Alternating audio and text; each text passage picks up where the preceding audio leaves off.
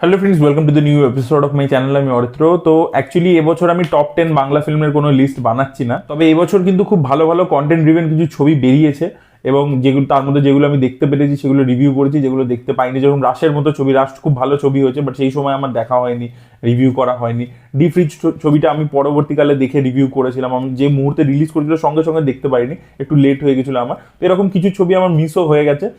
আর কিছু ছবি ডেফিনেটলি এবছর কিন্তু অনেক ভালো ভালো ছবি এসেছে, যেমন পুতুল নাচের ইতিকথা আমি রিভিউ করতে পারিনি, বাট সেই ছবিটা আমি দেখেছিলাম হলে গিয়ে, তো ওই ছবিটাও খুব ভালো ছবি ছিল। তো এরকম ভালো ছবি প্রচুর এসছে। কিন্তু 2025-এ যেটা হয়েছে, যে আপনারা যদি নোটিস করেন যে বাংলা সিনেমার প্রতি মানুষের আস্থা কিন্তু ধীরে ধীরে কমেছে। এটা কিন্তু পরিষ্কার দেখতে পাওয়া যাচ্ছে, বিকজ পুজোর সময় যে সময় গ্যারেন্টিড বক্স অফিস হয়ে থাকে সেটা কিন্তু এবারে দেখতে পাওয়া যায়নি।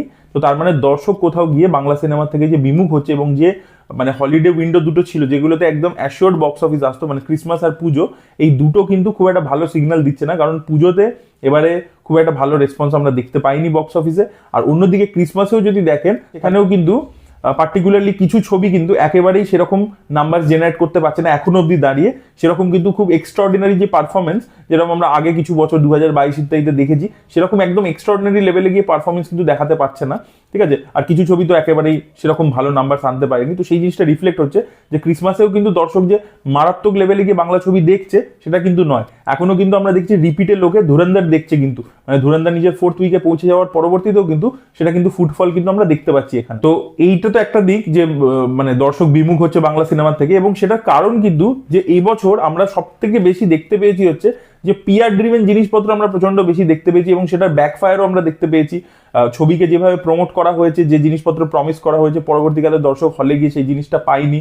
তারপরে তারা সোশ্যাল মিডিয়াতে সেটার আর কি একটা মানে রাগ উগড়ে দিয়েছে যে ছবিটাকে তো অন্যভাবে বিক্রি করা হয়েছিল, আমরা তো সেটা দেখতে পেলাম না। তো সেই জিনিসপত্র আমরা দেখতে পেয়েছি, এবং পরবর্তীকালে সেই এফেক্টটা, ওই ছবিটার যে খারাপ হওয়ার এফেক্টটা, মানে ভুল প্রমিস করার এফেক্টটা, সেটা পরবর্তী ছবিতে গিয়ে পড়েছে। তো এইরকম জিনিসপত্র আমরা দেখতে পেয়েছি। তারপর পার্সোনাল লেভেলে প্রচুর কাদা চোরাচুরি আমরা দেখতে পেয়েছি। তারপরে আমরা কো অ্যাক্টার্সদেরকে দেখেছি দুজন দুজনকে মেলাইন করছে বিভিন্ন ইন্টারভিউজ ইত্যাদি দিয়ে। তো এইগুলো আর কি খুব একটা ভালো ইমেজ কিন্তু দর্শকের কাছে প্রজেক্ট করছে না। এবং দেখবেন আমি আগের মানে এবছরই প্রথম দিকে একটা ভিডিও বানিয়েছিলাম, যখন খুব রব উঠেছিল যে হ্যাঁ বাংলা সিনেমা ইজ ব্যাক, পরপর আর কি ছবি ভালো বক্স অফিসে পারফর্ম করছে। 2024-এ যেহেতু ব্যাক টু ব্যাক দুটো ছবি খুব বড় কালেকশন করেছিল পুজো এবং ক্রিসমাসে, তো সেখান থেকে লোকে বলছিল যে এবার বাংলা সিনেমা ইজ ব্যাক, লোকে পরপর ব্যাক টু ব্যাক দেখতে যাবে ছবি এবং পরপর ছবি চলবে। বাট সেখান থেকে কিন্তু 2025-এ হিউজ লসেস কিন্তু বাংলা ইন্ডাস্ট্রি দেখেছে। ঠিক আছে, এবার এখন পুরো জিনিসটাকে পিআর এর মাধ্যমে হোয়াইট ওয়াশ করে দেওয়া হচ্ছে, বাট অ্যাকচুয়ালিতে কিন্তু হিউজ লসেস হয়েছে, এবং সামনের দিনে ইনভেস্টমেন্ট আসা কিন্তু আরো মানে প্রবলেম হতে চলেছে। এবং সেটার কিন্তু বিভিন্নভাবে ইন্ডিকেশন আমরা দেখতে পাচ্ছি যে সামনের দিনে কিন্তু ইন্ডাস্ট্রিতে ইনভেস্টমেন্ট কিন্তু সেইভাবে হিউজ, যেটা 2024-এ ছিল, যেটা 25-এও কাইন্ড অফ ছিল, সেটা কিন্তু 26-এ আসা কিন্তু খুবই ডিফিকাল্ট লাগছে। ফিল্ম ইন্ডাস্ট্রির মধ্যে নিজস্ব নানান রকমের ইন্টারনাল কনফ্লিক্টস আমরা দেখতে পেয়েছি লাস্ট এই 1 বছরে, সেটা নানান ভাবে নানান গ্রুপদের সাথে নানান গ্রুপদের লড়াই ইত্যাদি দেখতে পেয়েছি, যেটার ব্যাপারে কিন্তু পাবলিক অনেক বেশি অ্যাওয়্যার হয়ে গেছে, বিকজ সেটা নিয়ে প্রচুর লেখালেখি হয়েছে, প্রচুর কথাবার্তা হয়েছে।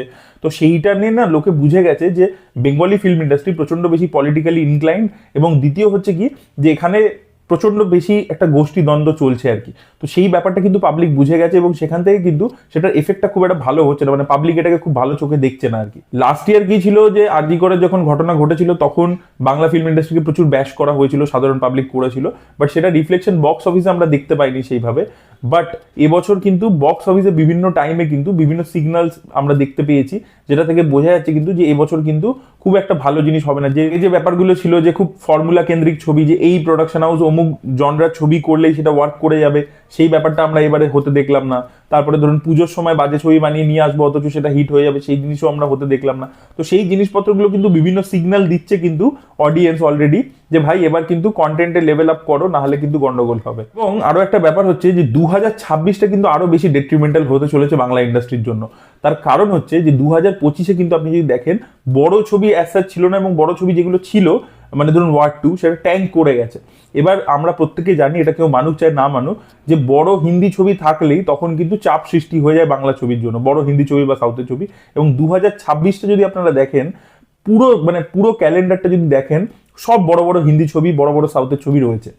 ধুরন্ধর 2 এর মতো ছবি, তারপর টক্সিক, ধুরন্ধর 2 তো প্যান ইন্ডিয়া মুক্তি পাচ্ছে, টক্সিকের মতো ছবি রয়েছে, শাহরুখ খানের কিং রয়েছে, সালমান খানের ছবি রয়েছে, প্রভাসের ছবি রয়েছে, মানে ব্যাক টু ব্যাক কিছু না কিছু রিলিজ রয়েছে, রামায়ণ রয়েছে, লাভ এন্ড ওয়ার রয়েছে সঞ্জয় লীলা বানসালি। তো ব্যাক টু ব্যাক বড় বড় সব ছবি আসছে এবং যত প্রাইম টাইম স্লটসগুলো আছে সেগুলোতে কিন্তু অ্যাকচুয়ালি এই ছবিগুলো রিলিজ করবে। এবং আরও একটা জিনিস যেটা পরের বছর রয়েছে সেটা হচ্ছে ইলেকশন। পরের বছর কিন্তু আমাদের স্টেট ইলেকশন রয়েছে এবং সেটার আগে যে ছবিগুলো মুক্তি পাবে, মানে যে সময়টা ভোটের প্রচার চলবে সেই সময় যে ছবি মুক্তি পাবে সেগুলো কোনোটা কিন্তু পারফর্ম করতে পারবে না, বিকজ আমাদের এবারে কিন্তু মানে ভোট নিয়ে আর কি বিশাল উত্তাল ব্যাপার হবে, সিচুয়েশন হবে। এবং সেই সময় কিন্তু ছবি মুক্তি পেয়ে আমরা এটা লাস্ট ইয়ার আর কি, ইভেন 2024-এও আর কি আপনারা যদি দেখেন তখন যে ভোট ছিল সেই ভোটটার সময়ও আর কি এই জিনিসটা আমরা দেখতে পেয়েছিলাম যে ভোটের কারণে তার আশেপাশে যে ছবিগুলো ছিল সেগুলো কিন্তু সেরকম পারফর্ম করতে পারেনি, আন্ডার পারফর্ম করেছে। ভোট যখন শেষ হলো তারপর থেকে কিন্তু ছবি পারফর্ম করা শুরু করলো। এবারে তো তবু পার্টিকুলারলি স্টেট ইলেকশন ছিল না, এবারে তো পুরোটাই আর কি স্টেট ইলেকশন। তো বুঝতেই পারছেন এবারে মানে হাওয়া পুরো গরম থাকবে এবং সেই জন্য কিন্তু এবছর কিন্তু স্টার্টিং এর দিকটা সেখানে কিন্তু ফেব্রুয়ারি অনওয়ার্ডসই ধরে নিতে পারেন, ফেব্রুয়ারি মার্চ ইত্যাদি ওই সময়তে ছবি কিন্তু খুব একটা পারফর্ম করবে না। তার মানে এখানে পয়লা বৈশাখের যে একটা প্রাইম টাইম স্লট সেটা কিন্তু এবারে হাত থেকে গেল এবং গরমের ছুটির যে সময়টা যেটা মে মাস সেটাও কিন্তু খুব একটা যে সুবিধা হবে সেখানে সেটা আমার মনে হচ্ছে না। তো 2026 কেন খারাপ লাগছে আমার, মানে খুব একটা ভালো সাইন লাগছে না। প্রথম হচ্ছে এবছরে যে মেন ফেস্টিভ উইন্ডোগুলো সেখানে পারফরমেন্সেস খুব ভালো ছিল না, তো সেখান থেকে একটা মনে হচ্ছে যে দর্শক কোথাও গিয়ে একটু দূরে সরে গেছে, সেটা একটা জিনিস। সেকেন্ড পয়েন্ট যেটা বললাম যে ইলেকশন রয়েছে। থার্ড পয়েন্ট যেটা বললাম যে পরের বছর বড় বড় প্যান ইন্ডিয়া রিলিজেস রয়েছে। তো এই তিনটে কারণ নিয়ে আমরা আপাতত আলোচনা করলাম। জানুয়ারি মাস থেকে কিন্তু অনেকগুলো বাংলা ছবি রিলিজ রয়েছে, জানুয়ারি মাসেই আমরা প্রায় 4টে বাংলা ছবি তো দেখতে পাবোই। তো দেখা যাক সেইগুলোর পারফরমেন্স থেকে আমরা মোটামুটি একটা ইন্ডিকেশন পেয়ে যাবো। সব থেকে রিস্কি জোনে তো অঙ্কুশের ছবিটাই রয়েছে, নারী চরিত্র বেজায় জটিল, যেটা জানুয়ারির ফার্স্ট উইকে রিলিজ করছে, মানে সংক্রান্তি উপলক্ষে রিলিজ করছে। তো সেই সময় বাংলা ছবি আমরা পারফর্ম হতে হিস্টোরিক্যালি দেখিনি, রেয়ার এক্সেপশন বেরোতে পারে। দেখা যাক অঙ্কুশের ছবিটা এক্সেপশন হয় নাকি জেনারেলি ওই সময় ছবি মুক্তি পেয়ে খুব একটা চলেনি। 2023-এ আপনারা দেখবেন প্রথম দিকটা পুরো ড্রাই স্পেল ছিল, একেবারে ছবি চলছিল না। তো সেই জিনিসটা এই ছবিটার সাথে হয় নাকি ছবিটা চলে সেটাই দেখার মতো বিষয় হবে। আর সরস্বতী পুজোর যে উইন্ডোটা রয়েছে সেটা এবারে ভালো, 4 দিনের একটা ছুটি রয়েছে। এবার সামনে বর্ডার 2 এর মতো বড় ছবি রয়েছে, এবার দেখা যাক। এবং 3টে বাংলা ছবি মুক্তি পাচ্ছে একই দিনকে, তো সেই দিনকে পারফরমেন্স কিরকম হয় সেটার থেকেও আমরা একটা মোটামুটি একটা গেস্টিমেট করতে পারবো, একটা অনুমান করতে পারবো যে সামনের দিনে তারপরে পারফরমেন্সেস গুলো কিরকম হবে। দেখা যাক সেটা কি হয়। এবং যেটা আরো একটা জিনিস আমি বলছিলাম একটু আগে, ছোট করে ছুঁয়ে গেছিলাম, আর একটু ডিটেলে সেটা নিয়ে কথা বলিনি, সেটা হচ্ছে যে ইনভেস্টমেন্টের যে কথা বললাম। হিউজ যেহেতু লসেস 2025-এ হয়েছে, মানে 24-এ পারফরমেন্স ভালো ছিল বলে 25-এ ইনভেস্টমেন্ট এসেছিল বিভিন্নভাবে, সেটা নতুন প্রডিউসার হোক বা আরো যে ইনভেস্টমেন্ট ইত্যাদি সেগুলো এসেছিল।